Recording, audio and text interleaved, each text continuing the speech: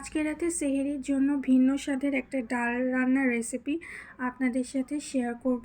যারা এখনও এভাবে ডাল রান্না করে খাননি তারা একবার হলেও খেয়ে দেখবেন, ভীষণ মজা হয়। ফার্স্টে ডালটাকে একটু ভালোভাবে বয়েল করে নিতে হবে। পর অন্য একটি প্যানে ডালটা রেখে সেম প্যানে তেল দিয়ে একটু রসুন কুচি, একটু পেঁয়াজ কুচি দিয়ে ভালোভাবে এটাকে নেড়ে তার মধ্যে কাঁচামরিচ দিয়ে আপনাদের ইচ্ছা অনুযায়ী দিবেন, যতটুকু ঝাল খেতে আপনারা পছন্দ করেন।